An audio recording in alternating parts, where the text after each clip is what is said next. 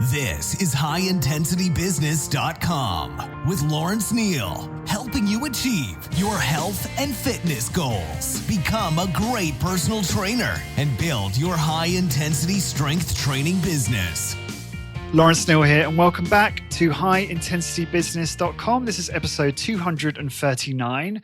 Today's guest is Luke Carlson. Luke is the founder and CEO of Discover Strength, a fast-growing personal training business based in Minnesota with 5 training facilities.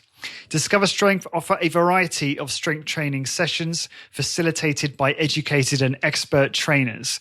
Their facilities are among the highest volume and revenue training facilities in the United States. Luke, welcome back to the show. It's always a pleasure to join you, Lawrence. Thanks for having me.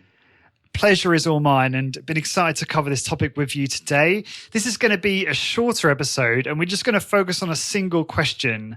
And that question is, are you a trainer or are you a business owner? Luke was, me and Luke were back and forth on email, and I was asking Luke, what are the most common questions you get or challenges you see in the industry? And this was something that you mentioned as being something you wanted to address and felt that the listeners would find very useful. So where do you think we should start with this? How do you want to start talking about this subject? Well, I want to just maybe share a little bit of the struggle that I had or the identity crisis that I had, because I just know that your listeners, or I assume that your listeners, have experienced a similar identity crisis. And as I address it, I want to be clear, and this is true, every time I'm on your podcast, but I think it's more true with this episode, that I'm just opining. I'm just sharing my thoughts and raising some considerations for your listeners. These are not like the hard and fast answers. I have no empirical evidence. I didn't learn this in a course. These are just kind of my thoughts when I think about this particular problem. So I can remember, and it's just topical right now, Lawrence, because this afternoon, myself and 9 of our staff will fly from Minneapolis, short flight to Chicago, just about an hour flight, to attend the club industry conference. So it's kind of the second biggest health club conference in the United States. And it's actually shrunk. It used to be so much bigger, but Chicago's close by, and it's a fun time to be together and see some industry colleagues and just spend some time together.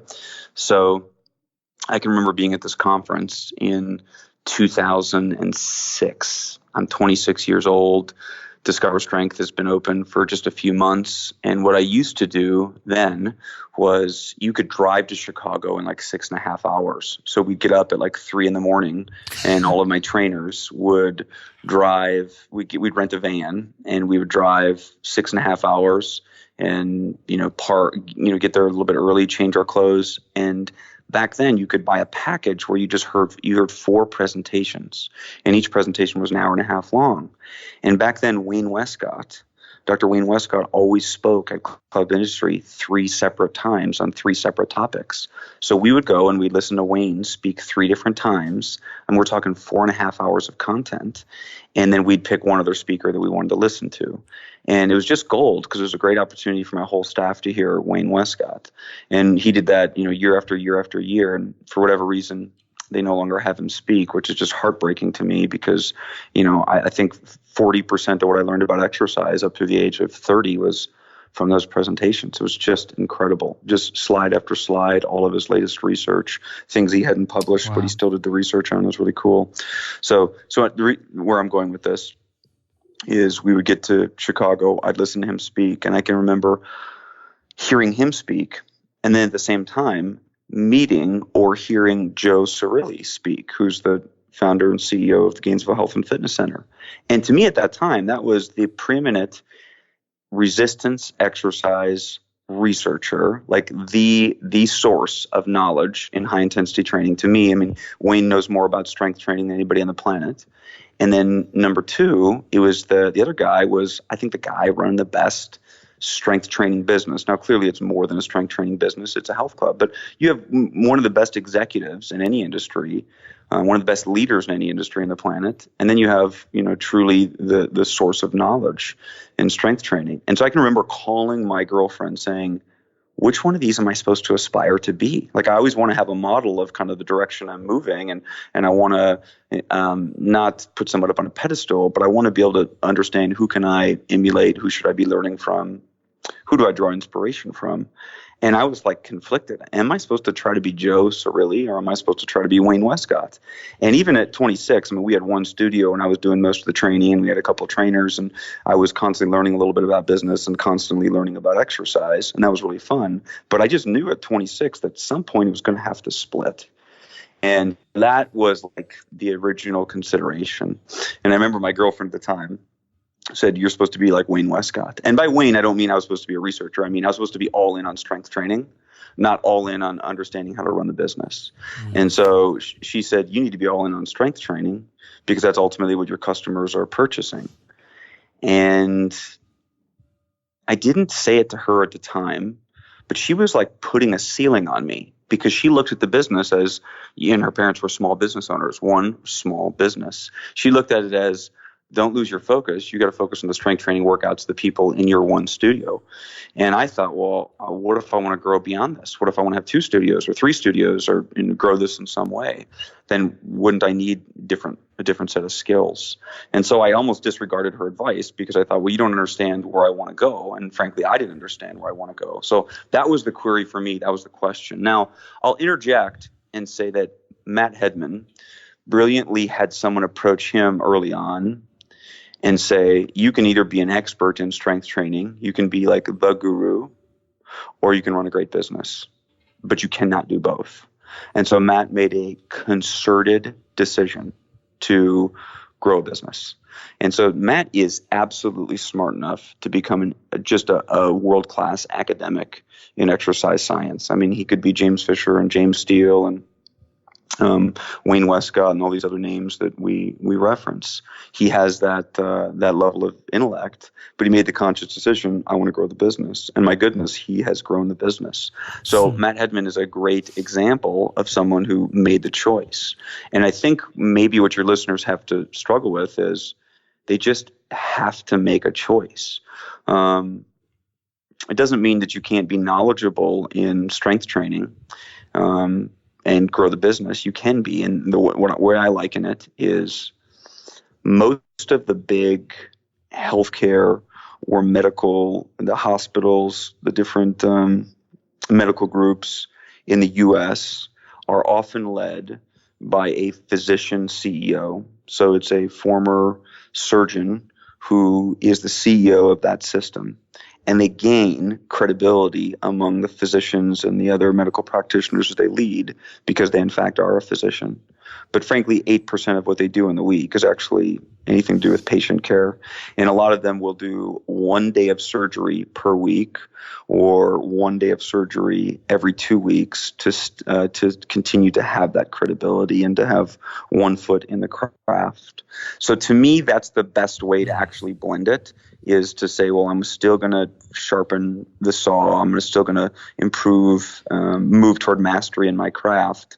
But frankly, I'm running the business right now. And those healthcare systems, those medical systems, they need a leader who understands the business. I mean, they need that more than they need a really good physician leading the business.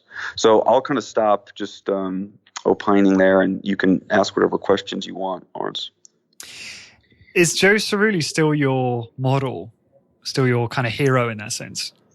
Yeah, so it's interesting. So he is, because there's 3 humans that I put up on a pedestal as the greatest leaders of men that I've ever known personally. So like I never knew Winston Churchill, clearly. I never knew Ronald Reagan. They may actually be up there. But there's 3 individuals that I've ever met. One happens to be a church pastor. One's a football coach. And one's Joe Cirilli. And Joe could lead, in my opinion, any type of organization. I think he could lead any type of team. I think he could lead any type of military unit. And I think he'd be successful. He has made a conscious decision that he doesn't want to scale the Gainesville Health and Fitness Center. And so from that standpoint, I no longer model myself after him because he fundamentally hasn't been where I'm trying to go. But frankly, if I look at someone that knows how to lead men or lead human beings better than anybody I've ever met, that has an insatiable desire and passion to learn, someone who absolutely is living life in crescendo, meaning Joe, I think, is 63 years old right now. Maybe he's 61 or 65. He is better now than when he was 55. And he is more relentless now than when he was 45. Like he just can't decelerate. He's just constantly accelerating. So he's a role model in all those ways, but not tactically in terms of how he runs the business, because I'm trying to do something very different in the business. I would say the one area that he's a massive role model for me tactically is that he doesn't want to exit his business. So everyone talks to me, what's your 5-year plan? Who you selling the business to? When is private equity coming in? And I learned from Joe. Joe told me this word for word, that you can only this is his quote, you can only sit at Starbucks, so many days in a row before you're going to get bored. After you retire or exit the business, you need something to go to work on. And I just thought, okay, that's what I want to do. I want to be like Joe. And I have since then, Joe was in my ear on that early on. Since then, every entrepreneur I know has an exit plan and wants to sell the business after a certain number of years. But I think that's because, Lawrence, they're running businesses that they don't love what they're doing. They're just doing the technical work as something that's not very interesting. Like if I sold the business, what I would do within 2 days? I would grab someone and say, hey, let me take you through a workout, and I'd try to buy a machine, and I'd buy another machine, and I would just accidentally get back into it. Yeah. So there are people obviously listening to this who might be having a dilemma related to the question of this podcast. They might be a trainer. They may be unsure if they want to just focus on becoming the best trainer possible or become a business owner. You've already talked about your own story around that in a way, but I just wondered, do you have any view on how one can go about evaluating their own ambition and their own goal and know if they're a good fit for either one of those? Well, I think you can develop the skills, you can acquire the skills, and the skills to be able to do either one successfully. But I think it all comes down, the question just centers around, what does the business need at that time? That's the key, because I see so many high intensity training studio operators who want to just run the business, but the business needs them to be a trainer. The financial model doesn't work unless they're the trainer at that time. And then I also see plenty of operators where they are trying to be a trainer still, and the business there's a ceiling put on the business, there's a governor put on the business, because they're not stepping into the role of actually running the business and being the president or the CEO of the leader of that particular company. So you got to understand the needs of your business, and so much of it is just financial. It's, well, how many sessions do I need to be training and need to be covering in order to grow? And by me taking a few more sessions right now, is that actually hurting the business because I should be spending time on other things? Your listeners can relate to this. It's just, if you look at your day and if you look at your week, what percentage of your time, how are you spending it? Are you spending it on the areas, spending it in the areas that allows the company to move toward its stated goal? So of course you have to have a stated goal. And I think this is where we have identity crises around, am I trying to open up more studios? And I think the most uncomfortable thing you can do is run a studio for an extended period of time and think that eventually you're going to open up a second or third studio or fourth studio, and you continue to operate that one studio. You're constantly almost in pain. You're almost in disappointment that, why haven't I opened up the second or third studio? When in fact, you should probably just lean in and say, I just want this one studio. Now, understanding what the future looks like, one studio, I can lean in and build the life and build the daily and the weekly schedule that allows me to really maximize not only my happiness and my engagement, but my return on investment and my financial well-being by operating this one studio. Does that make sense, Lawrence? No, it does. It does certainly answer the question around, if you're a business owner and you're the only trainer, or you're still spending a lot of your time training clients, then the transition that you kind of need to make to grow the business effectively and scale that business and move away and transition away from training people. I guess the other way I wanted to answer this question is for those people who are perhaps employed or contractors, personal trainers, who are in that place where they're like, do I I want to one day be a business owner in this space, or do I want to continue on this track as a trainer and master my skill set? Have you got any thoughts? Because I get a lot of people listen to the show who are trainers, right? From all sorts of different businesses who are kind of, wrestling with this question. So have you got any advice for them on how they can evaluate that and how they can kind of make sure that they understand the reality of being a business owner, which is not always fun and games? I think maybe from what I've noticed is the expected career path in the UK seems to be, and I'm just picking the UK, seems to be that if you're a personal trainer, you ultimately should own a personal training studio. That's not as common in the US, right. And I don't think that's a logical step. I mean, why is it that fitness, if you like it and you're interested in it and you become an expert in it, expert practitioner, you're supposed to own the practice? I mean, that's just not true in so many other disciplines. You don't have to own the practice. So I think that's the wrong assumption, that if you're good at one thing, you should aspire to do something that's frankly completely different. And so just owning the business is so different than training. And I think it's the amount of work, it's the amount of worry, it's on your mind, to some degree, 24 hours a day. Like the emergency is always going to come back to you when you're running the one studio.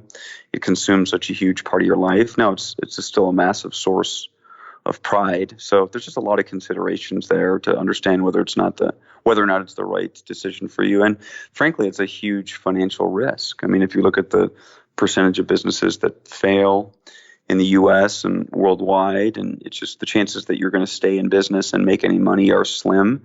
And then, Lawrence, this, a lot of times you're purchasing a job. I mean, almost all of their entrepreneurs build businesses so that they could exit them or sell them at some point. And I know I almost made that sound like a negative thing before, but it's healthy in that it's your exit plan. And I've actually literally met no high intensity training entrepreneur. I've never even heard of one that's ever sold their business and done well. And so that is a scary thought. I know plenty that have closed their doors and lost massive amounts of money, but I haven't known anyone to sell their business and make a lot of money. Now, I'm sure there is somebody, I'm not aware of them, but you got to think about that too. What's your exit? The rest of the world does what? They go interview and get a job, and that job pays them. When they leave the job, they go get another job, where if you're running that studio, you're spending, in some cases, a few $100,000s to get a job. And then when you're done with that job, you're just on to trying to find another job. You didn't have any financial reward when the business was sold. Does that risk make sense? Am I saying does. Or in a way that makes sense? Can I play devil's advocate for a moment with you, Luke? Of course. People will go, well, Luke's going to, you made some great arguments there, but they're also going to think, well, Luke would say that because he's the owner of Discover Strength, and he perhaps doesn't want his trainers to go off and start their business or what have you. So how would you That's a great devil's reply advocate, to that? Yeah. Well, I was just counting last night. I think I've had 5 trainers that have gone to open up training studios. And right now, I think they're all open still. They're all still open. So if it's something that you're interested in doing, my goodness, absolutely do it. I've seen a few people start studios that don't have an interest in running a business. They just thought that was the next logical step. And there's a lot of regret around, I did this because I thought it was the next thing, and it was not supposed to be the next thing. And no one ever told me it wasn't the next thing. I just ended up doing it because it was assumed. And does it bother you at all when someone goes on to open up a studio? Yeah. Oh no, absolutely not. I mean, I want them to be successful in a way that's how they define success. They do something that they're passionate about, that they can pour themselves into, and I mean, if we're really getting personal here, I enjoy it more when I'm involved. And by involved, I mean when they call me late at night or text me late at night and say, hey, I'm thinking about this piece of equipment.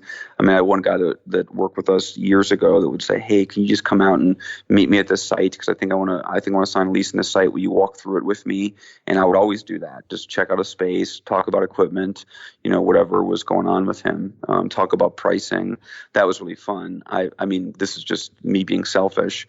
It's like a little bit more sad when someone goes on and does it and they don't keep you abreast in what's going on, because it's just fun. You want that person to be successful, and you want to hear about their success. Sure. And this reminds me of the Q&A we did recently in the membership, which was just fantastic. Thanks to you.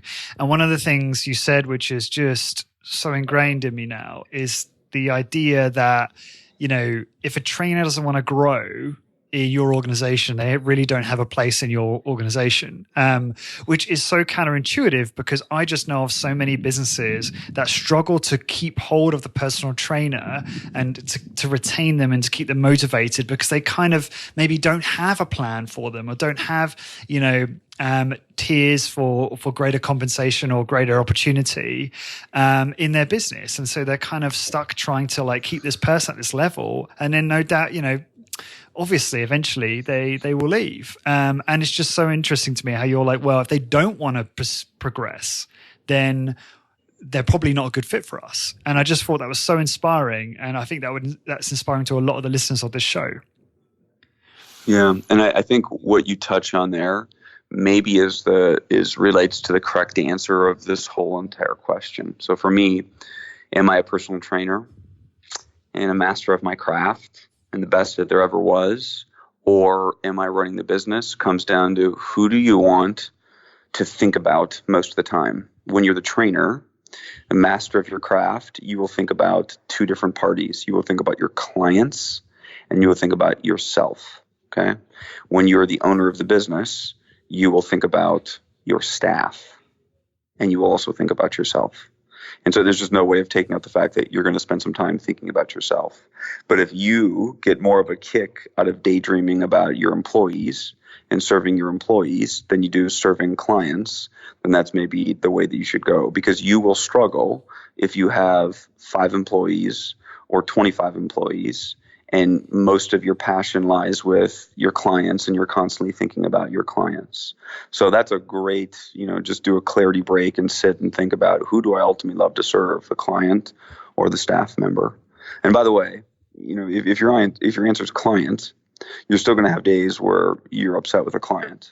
And if your answer is staff, it doesn't mean that it's perfect every day. You're still going to have a staff that rips your heart out of your chest and you're depressed over it for a few days. I mean, there's still going to be ups and downs and bumps and bruises with either route or either party that you really are drawn toward.